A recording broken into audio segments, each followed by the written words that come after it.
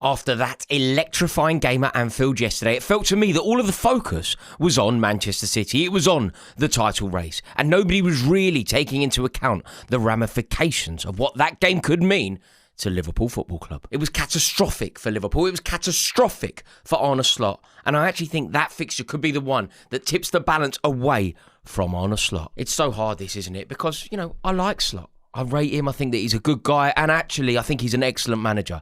But I also think it has gone so stale for him at Liverpool. I did a video on this very channel the other day with James Alcott, and we were speaking about Liverpool. We were speaking about Slot. We were speaking about how it's going and why it's going so badly. And we ultimately concluded that Arne Slot is the wrong man. He's the wrong man, quite frankly, because he isn't the right man. The right man is Xabi Alonso. James and I drew parallels to the TV show Friends, showing both our personalities and our age. But we concluded that Xabi Alonso is Rachel.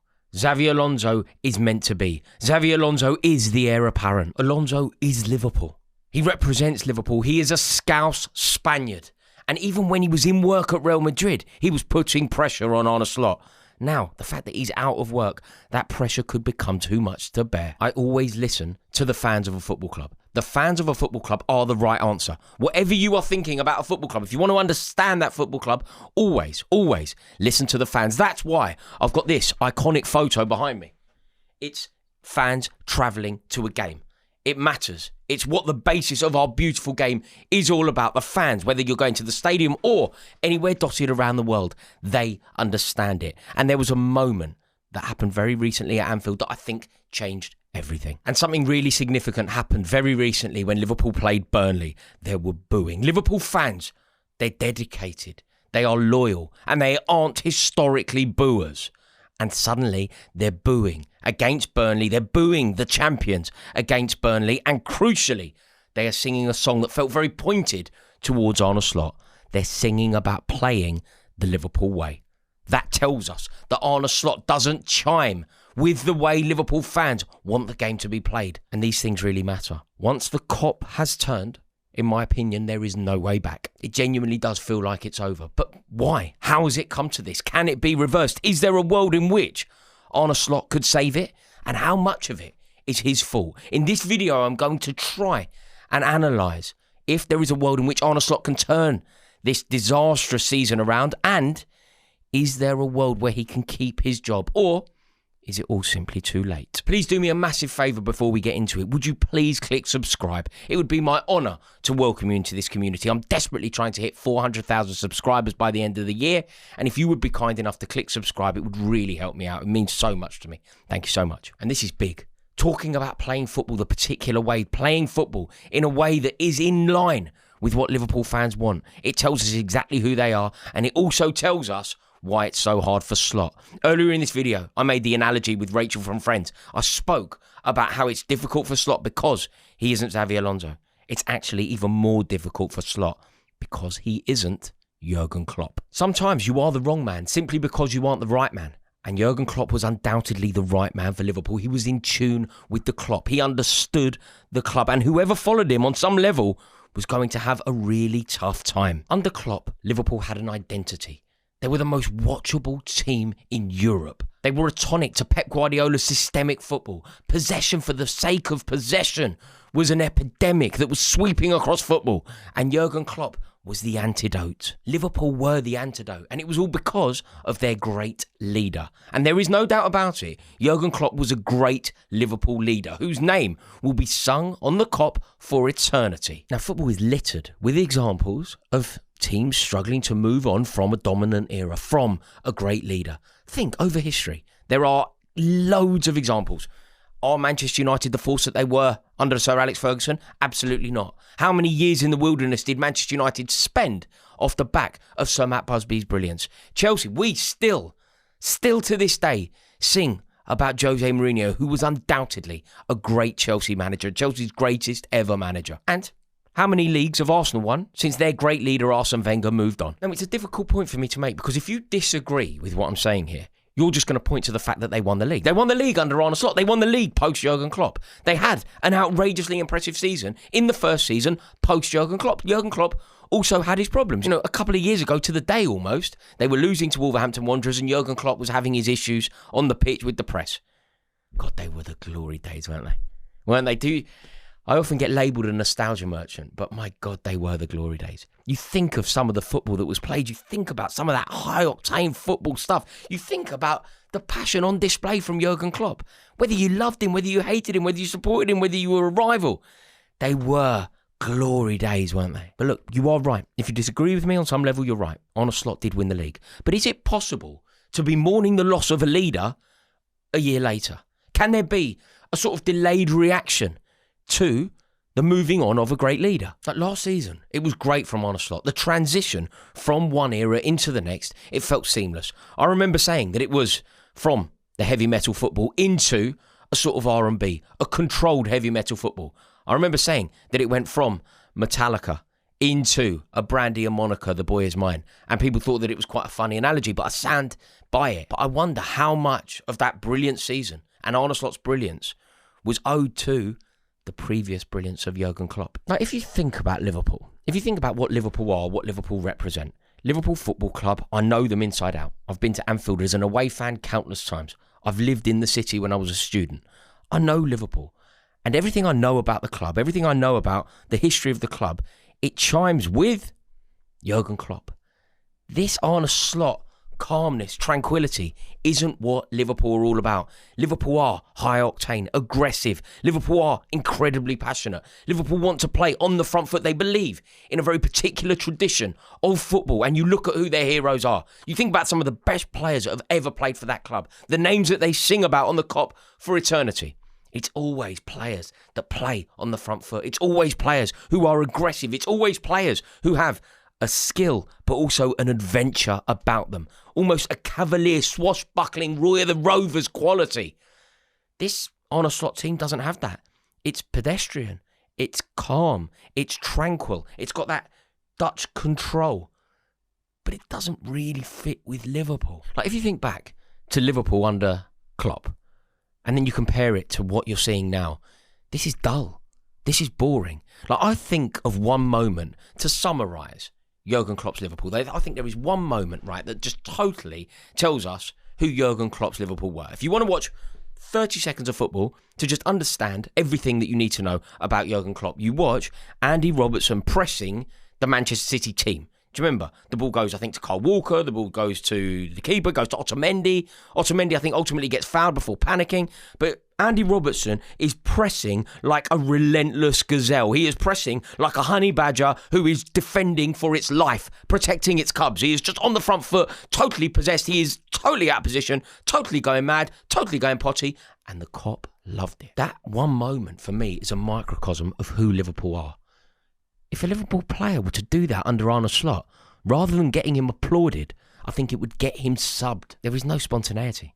There is nothing to enliven the fans. There is nothing for the fans to cling on to. There is nothing to get the fans off their seat in this Slot system. And I guess the question then becomes, how much of Liverpool's problems are Arne Slot's fault? Now, before we do that, I think it's very important to acknowledge that Arne Slot, apart from Pep Guardiola, is the only manager in the Premier League who has won a Premier League this decade. On some level, I think that you just have to extend the courtesy to a title-winning manager. He is a champion and therefore commands respect. But my God, Slot is making some errors.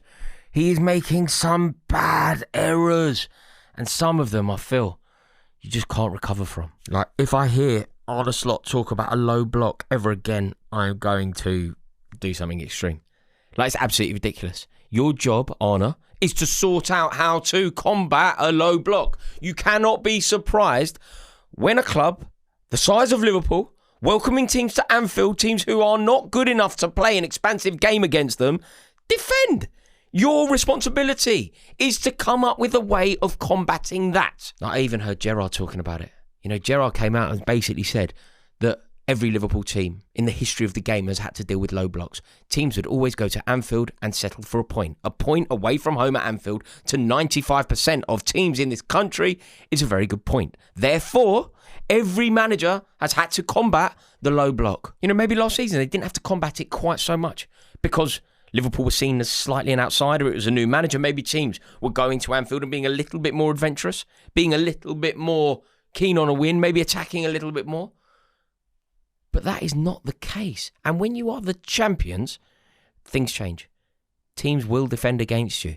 And as a manager, you have absolutely no right to complain about that. And then you look at the form of the team. I mean, those 5 wins at the start of the season, it feels like a lifetime ago. And if you look at the 20 games since those 5 wins, Liverpool sit 12th in the league. 24 points from 20 games. It's not a million miles away from relegation form, that. That's less than Sunderland. That's less than Brentford. It's less than Newcastle, who are on the precipice of a crisis. It's less than Brighton. It's less than Fulham.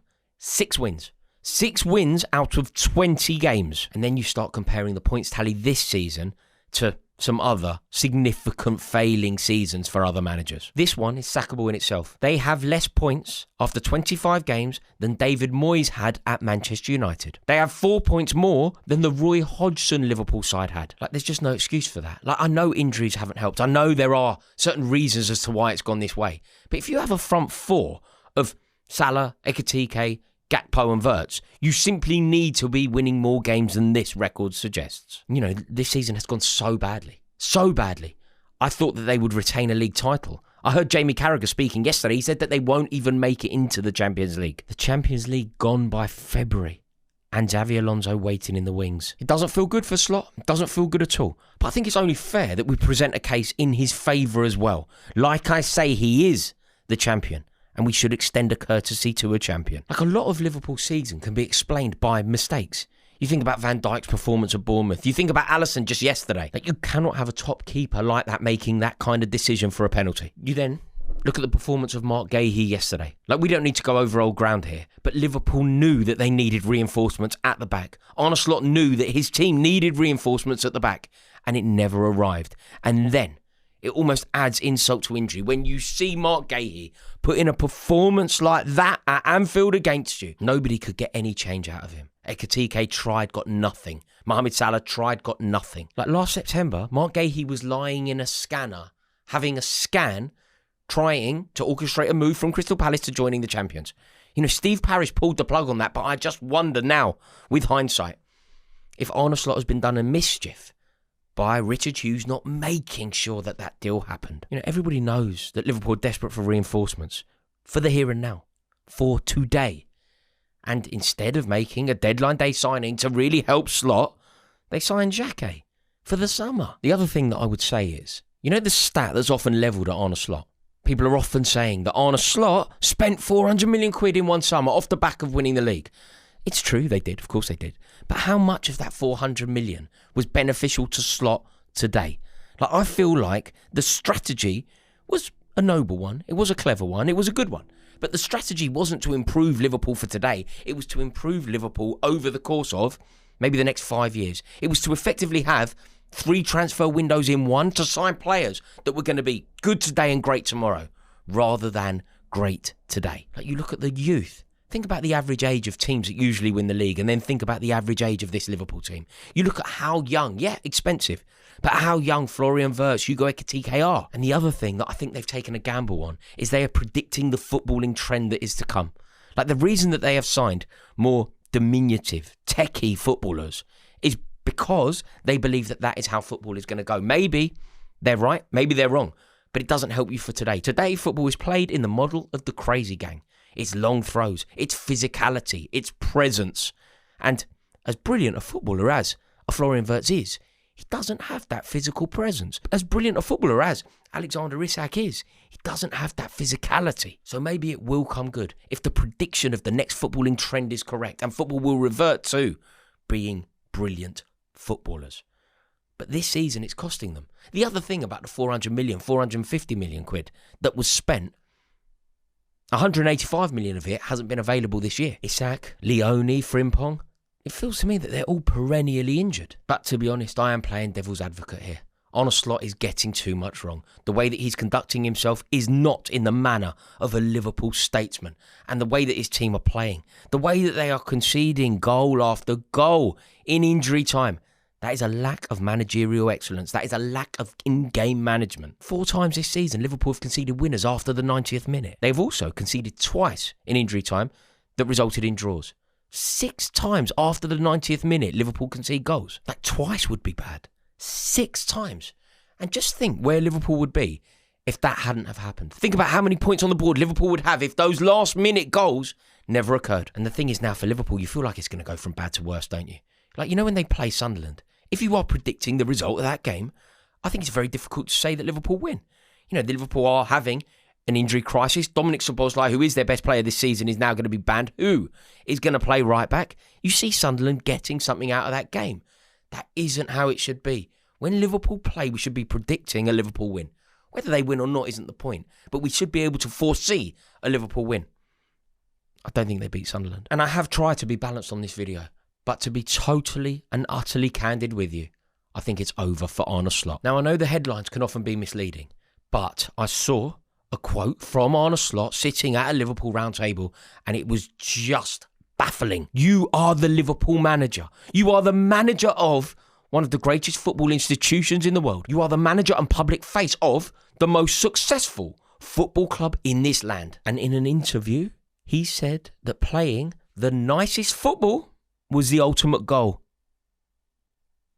I'm in physical pain. It's a mentality that I hate. It's a mentality that if people have it, I hate them. You know when people start talking to me about XG stats, when people start trying to tell me that possession is some sort of victory, when people start trying to tell me that the XG was through the roof. Stato people are the bane of football. They are destroying the game from the inside out. Football is about success. Football is about glory. The game, to coin a phrase ironically from Tottenham, the game is about glory. And at any club, it's important to have that mentality. But at Liverpool Football Club, the most greedy football club for silverware. And when you say greedy, it's the most brilliant word that you can say about a football club. They are greedy for silverware. In this exact example, greed is good. Shout out Gordon Gekko. And you know when you listen to that, now obviously it got mocked on social media and linear media and whatever else, but you know when you listen to that, and in this video I've spoken and I've said that maybe the problem for Slot is that he's not Alonso. Maybe the problem for Slot is that he's not Jurgen Klopp. And then you hear him say that playing in a particularly nice way, an aesthetically pleasing way, is seen as victory. For Liverpool fans, I'm afraid it's not about him not being Klopp. It's not about him not being Alonso. It's about him being him. It's been a good ride for Slot. It's been a successful ride for Slot. But I just don't think he's the right man for the job. And I said it at the start of this video, and I will amplify it again. See these fellas? These are a representation of football fans all over the world. And the second that they no longer back you at your club, it's over. Who can name that stadium? Bonus point. As always, thank you so much for watching this video. I really do hope you've enjoyed it. If you have, please give it a like, please click subscribe, and let me know your thoughts in the comment section below. Ta-da!